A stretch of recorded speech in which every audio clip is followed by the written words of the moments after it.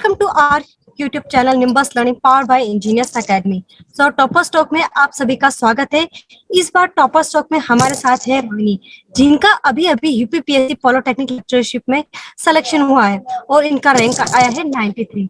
तो इनकी जुबानी हम सुनते हैं कि इन्होंने ये माइलस्टोन कैसे अचीव किया है, कैसे इन्होंने प्रिपरेशन करी है, कैसे इन्होंने अपने आप को मोटिवेट किया है, और इसके थ्रू हम लोग कुछ टिप्स लेंगे जो एग्जाम को क्लियर करने के लिए हमारे काफी हेल्पफुल रहेगी। तो रोहिणी, आपका स्वागत है निम्बस लर्निंग यूट्यूब चैनल पर and many many congratulations to you.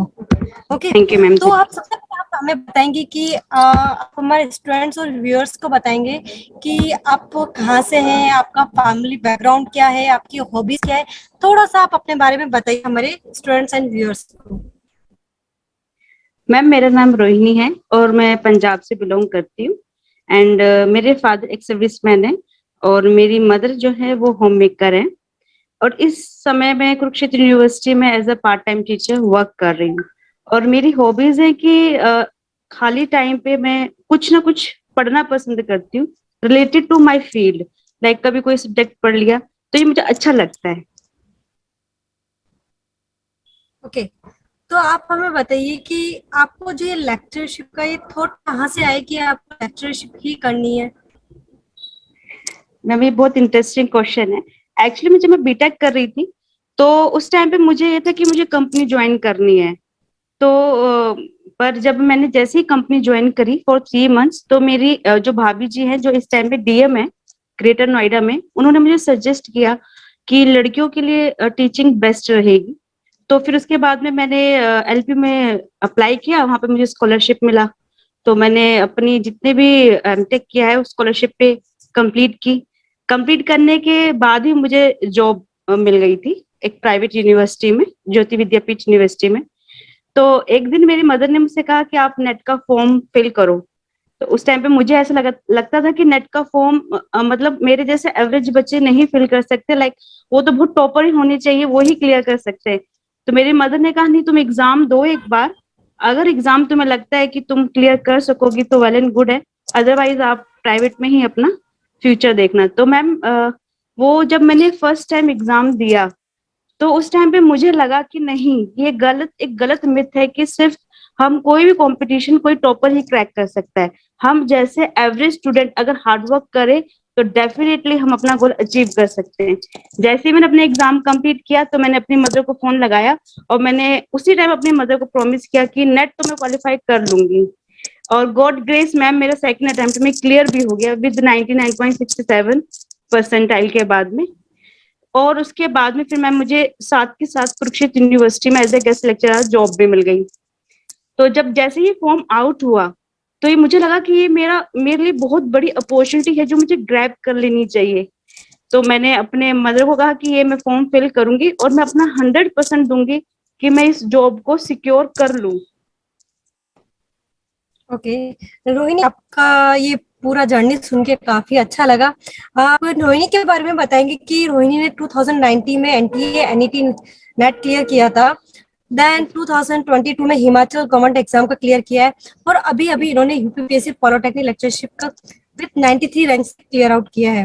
तो यस। आप रोहिणी हमें बताइए कि आपने जब एग्जाम की प्रिपरेशन करना स्टार्ट किया तो आपका क्या प्रोसेस था, आपका क्या थॉट था कि मैं एग्जाम कैसे प्रिपेयर करूं।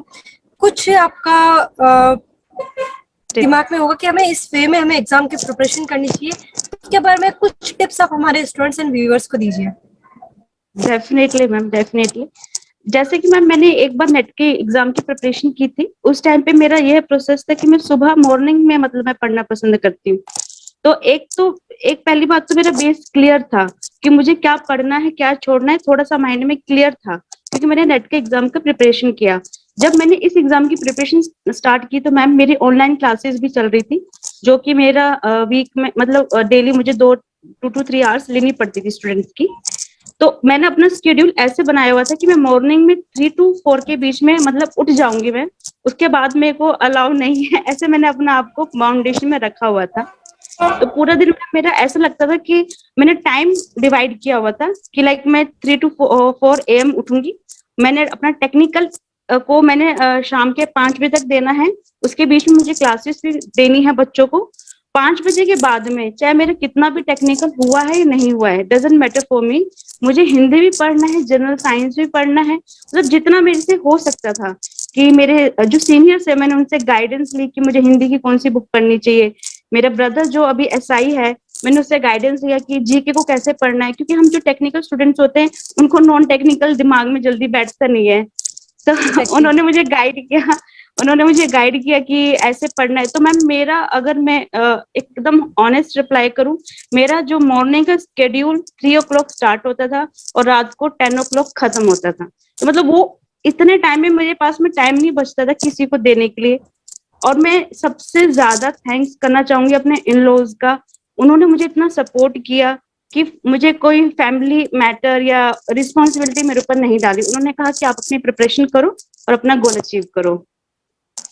अरे वाह, ये तो बहुत अच्छी बात है, सुन के काफी अच्छा लगा। तो हमें बताइए यस मैम। कि जब आप लेक्चरशिप कर रहे थे तो उसके साथ में उसका कोई बेनिफिट आपको इस एग्जाम में मिला है क्या, स्टूडेंट्स को पढ़ाने का?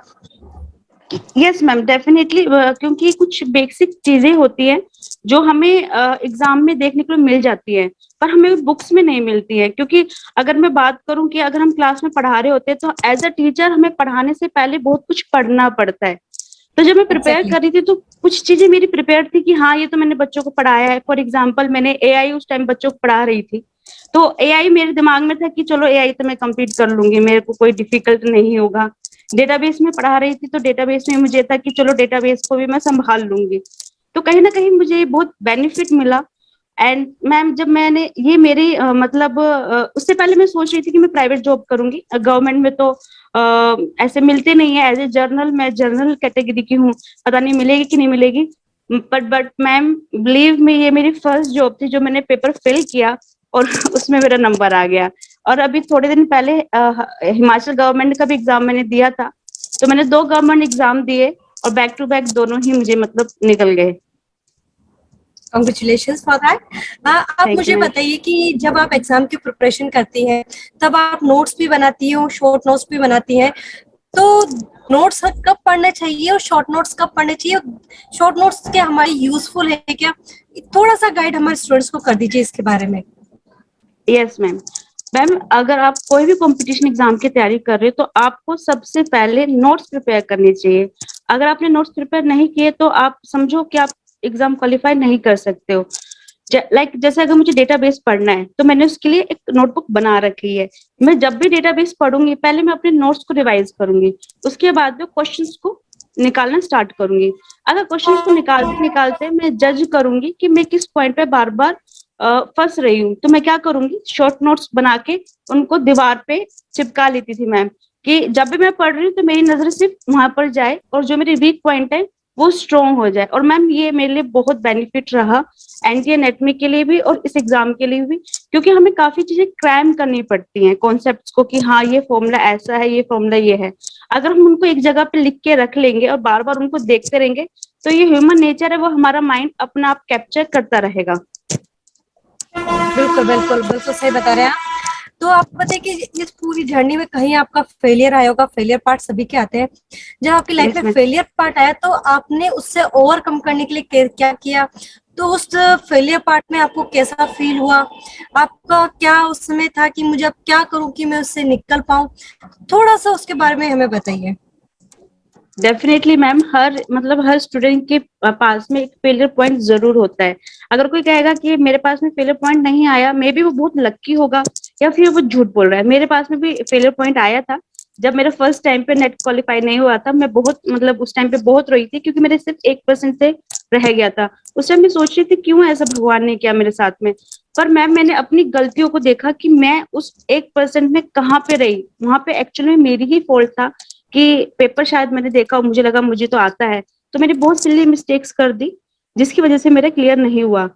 ये चीज मैंने अपने माइंड में जब सेकंड टाइम देने के लिए गई तो मेरे दिमाग में था कि जो गलती मैंने फर्स्ट अटेम्प्ट में की है वो मैं सेकंड अटेम्प्ट में बिल्कुल भी नहीं करूंगी। और यही सर मैम मैंने अपने इस एग्जाम के लिए किया कि मुझे नर्वस नहीं होना है। अगर कोई क्वेश्चन आता है तो ज्यादा खुश भी नहीं होना है कि मुझे तो आता है, क्योंकि बाकी कैंडिडेट्स को भी आता है। सिर्फ अपने आप को न्यूट्रल रखना है। एंड मैम अगर आपको फेलियर आ रहा है बार बार तो यकीन मानो हमारे अंदर कहीं ना कहीं कुछ गलती होती है जो हम जहाँ पे हम फेल कर रहे होते हैं। सिर्फ हमें देखने की जरूरत होती है कि हम कहाँ फेल कर रहे हैं, या तो हमारे टाइम टेबल में कुछ प्रॉब्लम होती है या हमारी स्टडी टेक्निक्स में कुछ प्रॉब्लम होती है। एग्जैक्टली जब हमारे लाइफ में फेलियर पार्ट आता है तो इट मीन्स हमने कहीं न कहीं कोई मिस्टेक करी और उस मिस्टेक को हमें ओवरकम करना होता है, आइडेंटिफाई करना होता है कहाँ हम लेकिन कर रहे हैं, और उसी को आपने यहाँ पर अपने ओवरकम किया और अपनी स्ट्रेंथ बना के और सारा अपना जो यस, अचीव करना था आपकी लाइफ में, बहुत बड़ा गोल अचीव किया आपने। तो मुझे नेक्स्ट थैंक यू। क्वेश्चन है मेरा आपके लिए कि जब आपने इंटरव्यू दिया था तब जैसे आप कंप्यूटर साइंस ब्रांच से हैं, तो कोई प्रोग्रामिंग लैंग्वेज का कोई पार्ट रहा क्या? क्या प्रोग्रामिंग लैंग्वेज इस एग्जाम के लिए फ्रूटफुल है क्या? हमें उसके लिए प्रिपरेशन करनी चाहिए क्या? थोड़ा सा इसके ऊपर आप हमें बताइए। यस मैम, जैसे ही मेरा रिटर्न एग्जाम क्लियर हुआ तो मेरे दिमाग में अब ये था कि मैं इंटरव्यू की कैसे प्रिपरेशन करूंगी। तो मैं ऐसे सर्च कर रही थी, तो मैं सबसे पहले थैंक्स निम्बस इंस्टीट्यूट को करना चाहती हूँ, संतोष सर को करना चाहती हूँ, एंड पूर्णिमा मैम को स्पेशली थैंक यू करना चाहती हूँ कि उन्होंने पूरा इंटरव्यू गाइडेंस हमें प्रोवाइड किया। कि जब मैंने फर्स्ट टाइम अपना इंटरव्यू दिया तो मुझे लगा कि सिर्फ बोलना आना चाहिए, सिर्फ हमारे पास नॉलेज होनी चाहिए, बट नहीं, जब मैंने फर्स्ट टाइम उनको इंटरव्यू दिया तो उन्होंने बताया सिर्फ नॉलेज रखने से मैटर नहीं करता है, आप कैसे बोल रहे हो, आप वहां पर कैसे रिप्लाई कर रहे हो, ये बहुत मैटर करता है। एंड मैम, जो हमारे टेक्निकल प्रोग्रामिंग में था, तो मेरा लक ये ऐसा रहा था कि मैं एक दिन पहले प्रोग्रामिंग को सिर्फ गो थ्रू कर रही थी, और जैसे ही मैं वहां पर अपने इंटरव्यू रूम में गई, तो मुझे लगता है उस दिन भगवान मेरे साथ में थे। तो मुझे पहले से माइंड में गई थी कि जैसे मुझे सर ने और पूर्णिमा मैम ने गाइड गाइड किया था कि नर्वस नहीं होना है। मेरे चेहरे पे ऑटोमेटिकली स्माइल आ रही थी। मेरे स्माइल को देख के वो लोग भी स्माइल कर गए, उनको लगा कि लड़की का लगता है सिलेक्शन हो गया है, इसलिए इतना स्माइल कर रही है। और मैं बड़ा कूल थी। अगर मुझे नहीं आ रहा था तो मैंने आराम से कह दिया कि सर मुझे नहीं आता है, या फिर मैं रिकॉल नहीं कर पा रही हूँ, मैंने बड़े पोलाइट वे से कहा, और वो मेरे को देख रहे थे। तो जैसे ही मैं सीट पे बैठी तो चेयरमैन सर ने तो पहले तो थोड़ा इंट्रोडक्शन लिया कि आप क्या जॉब करते हो, अपना जॉब एक्सप्लेन कीजिए। सेकंड क्वेश्चन उनका यही था कि जो लैंग्वेज है उसका बेस लैंग्वेज कौन सी है। मैंने तो उस टाइम में मैं बड़ी खुश हो गई, तो पर मेरे दिमाग में इतना ज्यादा खुश नहीं होना है रोहिणी, थोड़ा अपने आप को न्यूट्रल रखना है। तो मैंने वैसे ही रिप्लाई किया, सिर्फ मुझसे एक ही क्वेश्चन पूछा गया। बाकी मोस्ट ऑफ द क्वेश्चंस अगर बोलूं मैं तो 15 में से 12-13 क्वेश्चंस मुझसे चेयरमैन सर ने पूछे, एंड बाकी के क्वेश्चंस मुझे जो बाकी टीचर्स वहाँ पे प्रोफेसर्स बैठे थे उन्होंने पूछा। एंड मुझे एक बार बोर्ड पे भी भेजा गया, एंड वो प्रेशर क्रिएट करने की कोशिश कर रहे थे जब मैं वहाँ पे लिख रही थी। तो कहते कि आप एज ए टीचर हो और आपको ऐसा मतलब आपको तो पता होना चाहिए। तो मैंने मन में सोचा कोई बात नहीं, मुझे नर्वस नहीं होना है, वो मुझे तो सही रिप्लाई करना है, चाहे भले ही 2 सेकंड ज्यादा लग जाए। मैंने कहा ठीक है सर, मैं अभी आपको करके दे देती हूँ। तो वो आंसर सही था उस टाइम पर। चलिए, बहुत बढ़िया, सुन के काफी अच्छा लगा, thank you so much. Thank you. आप मुझे, जब आप ऐसा प्रेशर फील कर रही थी तो आपको अपने आप को कूल डाउन करने के लिए आप उसमें क्या आप वो सोच रही थी, क्या चल रहा था आपके दिमाग में? मैं भी इसके पीछे ना थोड़ा सा फनी स्टोरी है, वो मैं शेयर करना चाहती हूँ आपके साथ में। एक्चुअली मेरे जो हस्बैंड है वो बहुत ही सपोर्टिव है। मतलब उन्होंने मुझे कभी प्राइवेट जॉब करनी ही नहीं दी, उन्होंने कहा कि नहीं, अगर अब तुम्हें करना है तो तुम गवर्नमेंट जॉब करना। और मुझे यहाँ पे कुरुक्षेत्र यूनिवर्सिटी में एज मैं गेस्ट लेक्चरर वर्क कर रही हूँ। तो जब हम जा रहे थे, वो मुझे इंटरव्यू के लिए लेके जा रहे थे, तो उन्होंने मुझे एक बात की, रोहिणी तेरी जुबान बहुत चलती है, तुझे सिर्फ अपने इस हुनर का फायदा उठाना है। तो उन्होंने एक्चुअली में एक लाइन और बोली थी मुझे कि तो तेरी जुबान से तो मेरी मदर भी डरती है, तो आज तुझे उनको इम्प्रेस करना है, इंटरव्यूअर्स को। तो मैम ये मुझे ना कहीं ऐसा लगा कि हाँ ये तो बहुत बड़ी बात है। तो जब मतलब मेरी जुबान इतनी अच्छी है तो मैं वहां पे जाके इम्प्रेस क्यों नहीं कर सकती हूँ। तो जैसे वो मेरे ऊपर ऐसे काउंटर क्वेश्चंस कर रहे थे कि जो मुझे नहीं आ रहे थे, स्टिल मैं स्माइल के साथ में उनको कहा कि सॉरी सर, मैं रिकॉल नहीं कर पा रही हूँ।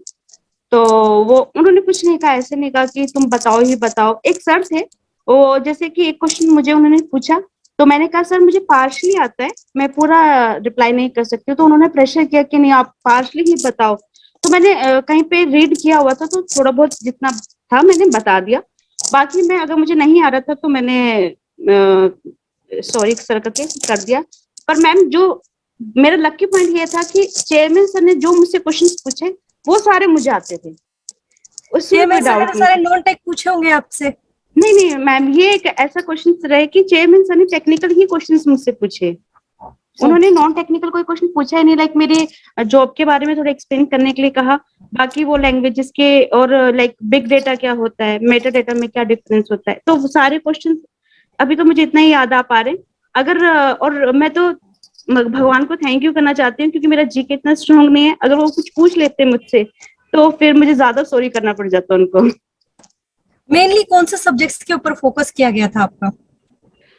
मैम एक्चुअली में उन्होंने मुझसे फेवरेट सब्जेक्ट तो पूछे थे, पर फेवरेट सब्जेक्ट में से सिर्फ उन्होंने 2 ही क्वेश्चन मुझसे पूछे, बाकी वो उनका जो मन चाह रहा था तो वो ही पूछ रहे थे। लाइक चेयरमैन सर ने मुझसे पूछा कि बिग डेटा के बारे में सुना है आपने, मैंने कहा यस सर, और मैंने एक रात पहले ऐसे रैंडमली पढ़ पढ़ लिया था। तो उन्होंने मुझसे पूछा बताओ क्या होता है, मैंने जैसे ही उनको रिप्लाई किया तो वहां पे 2 मैम और आ गए। तो उन्होंने कहा अच्छा बेटा डेटा क्या होता है। तो जब मैं जैसे ही आंसर बोलने लग गई, वो पांचों के पांचों मेरी तरफ देखने लग गए। तो फिर चेयरमैन सर ने कहा कि मुझे विद एग्जांपल बताओ। तो मेरा लकी पॉइंट ये भी रहा कि मैंने मेटा डेटा को कुछ ज्यादा ही डीपली पढ़ लिया था अपने इंटरव्यू की प्रिपरेशन के लिए। तो मैंने फिर पूरा अच्छे से मतलब एग्जाम्पल के थ्रू करके बताया। तो कहते ठीक है चलो। चलिए बढ़िया, बहुत अच्छा लगा।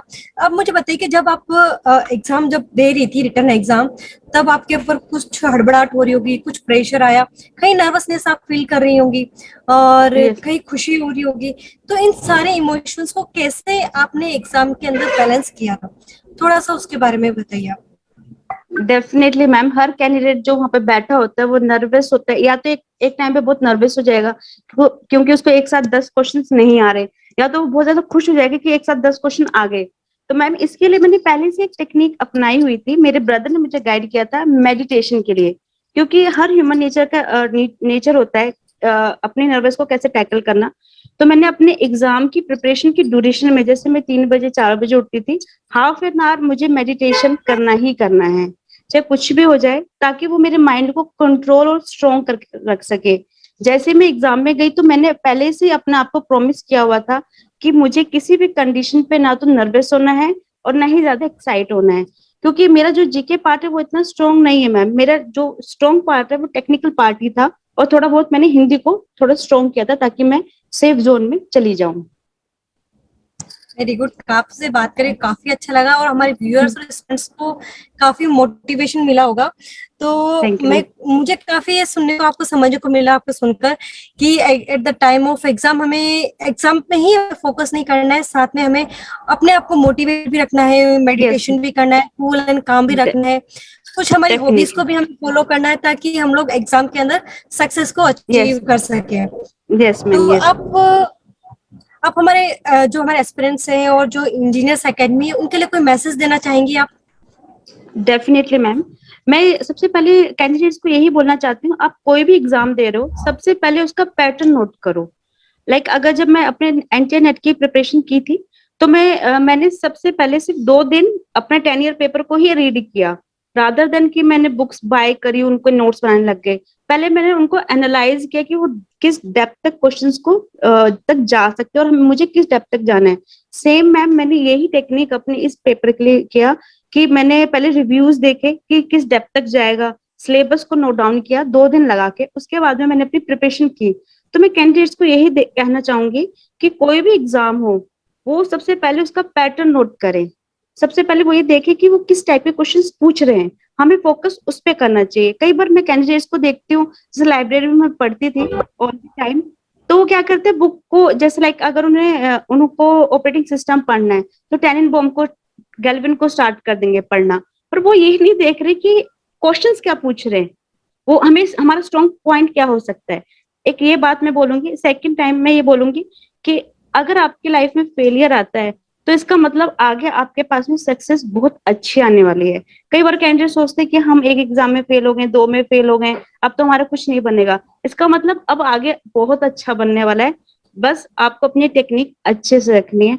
एंड सेकेंड थर्ड मैम ये मैं कहूंगी, आप अगर आपका जो गोल है उसके लिए आप दिन रात हार्ड वर्क करो। लोग लोग कई बार कैंडिडेट्स को मैंने देखा है, वो सिर्फ ये सोचते हैं कि लोग बोलेंगे 2 साल से तैयारी कर रहे, पता नहीं अभी तक एग्जाम निकला नहीं है, लोग क्या कहेंगे, कुछ नहीं कहेंगे, सिलेक्शन हो जाएगा तो लोग वही लोग आप आपको आके घर पे बधाई देंगे। तो मैम मैं ये कहूंगी 3 चीज हमेशा फॉलो करनी चाहिए। अच्छा, आपका माय लास्ट क्वेश्चन कि आपका जो सिलेक्शन प्रोसेस रहा है उसमें हमें बहुत अच्छा लगा है, लेकिन इंजीनियर्स एकेडमी का इसमें क्या योगदान रहा, क्या रोल रहा, उसके बारे में बताइए। मैम मैं सबसे तहे दिल से इंजीनियर एकेडमी को थैंक यू करना चाहती हूँ। जैसे ही मेरा रिटर्न क्लियर हुआ तो मेरे लिए फर्स्ट टाइम था, क्योंकि मेरा फर्स्ट एग्जाम था कि मैं इतने बड़े पैनल के सामने, इंटरव्यूअर्स के सामने बोलूंगी, तो मुझे गाइडेंस की जरूरत थी। तो मैंने इंजीनियर्स एकेडमी को मतलब इनरोल किया, एंड फर्स्ट टाइम जब मैंने उनको इंटरव्यू दिया तो उन्होंने मेरी मिस्टेक्स बताई। पूर्णिमा मैम एंड संतोष सर ने मेरे को मिस्टेक्स बताई कि आपको इस जगह पे एनहेंस करने की जरूरत है। मैम उन चीजों की वजह से मतलब मैंने अपना आप को बैठी मैं आराम से और मैंने नोट डाउन किया, हाँ मतलब मुझे यहाँ पे इम्प्रूव करना है। जब मैंने सेकंड टाइम उनको इंटरव्यू दिया तो उन्होंने मुझे मोटिवेट किया कि नहीं आप आपने इम्प्रूव किया। तो मैम ये मुझे प्लस पॉइंट लगा कि मैं मोटिवेट कर रही थी अपना आपको कि नहीं अब मैंने इनहेंस किया। लास्ट टाइम पे भी जब मैंने अपना इंटरव्यू दिया था पूर्णिमा मैम को, तो उन्होंने मुझे कहा था कि नहीं आपका काफी हद तक इनहेंस है। तो मैम जब मैं अपने इंटरव्यू के रूम के बाहर बैठी हुई थी तो एक थॉट मेरे दिमाग में ये भी चल रहा था कि नहीं मैंने इंटरव्यूज दिए हैं, मुझे पैनल की तरफ से जो जहाँ पे मैंने इंजीनियर एकेडमी में इंटरव्यू दिया है उन्होंने मुझे गाइड किया हुआ है, तो मेरा इंटरव्यूज बहुत अच्छा जाएगा, इसमें कोई डरने वाली बात नहीं है, क्योंकि मैं पहले से एक प्रिपरेशन माइंड में करके आई हूँ। और मैम मेरे साथ एक प्रॉब्लम और हो गई थी, जैसे मैं इंटरव्यू के बाहर बैठी थी तो मुझे तो जैसे मैं पंजाब से हूँ तो मुझे ये था कि कहीं वो मुझसे ये ना पूछ ले पंजाब के सीएम कौन है। प्रेशर इतना ज्यादा था, मैं सिर्फ उनका नाम मुझे याद ही नहीं आ रहा था, मुझे सिर्फ उनकी टर्बन का कलर याद आ रहा था। तो मुझे लग रहा था भगवान बस मुझसे सीएम का नाम ना पूछ ले, पर थैंक्स टू गॉड उन्होंने मुझे सीएम का नाम नहीं पूछा। और जैसे मैं रूम से बाहर आई तो मुझे नाम याद आ गया। मैंने कहा अच्छा वो इन्होंने मुझसे वहां नहीं पूछा, नहीं तो और मुझे थोड़ा अच्छा नहीं लगता इंटरव्यू के अंदर। चलिए रोहिणी, आपसे बात करके काफी अच्छा लगा। हमारे स्टूडेंट्स एंड एस्पिरेंट्स को काफी आपकी तरफ से मैसेजेस मिले, तो मैं सभी हमारे व्यूअर्स को बोलना चाहूंगी कि आप सभी लोग इंजीनियर्स एकेडमी के साथ जुड़िए और इंटरव्यू का इस तरह से प्रिपरेशन हमारे साथ लीजिए। Yes ma'am, once again Rohini, congratulations and thanks to all. Thank you so thank you ma'am, much. Thank you ma'am, and thank you Purnima ma'am, Santosh sir कि उन्होंने मुझे इतने अच्छे से गाइडेंस प्रोवाइड किया इंटरव्यू के लिए। Thank you ma'am, thank you so much ma'am. Okay, welcome and all the best. If you really like the video, please hit the like button, share the video, subscribe to our YouTube channel and press the bell icon for the latest updates. Thank you.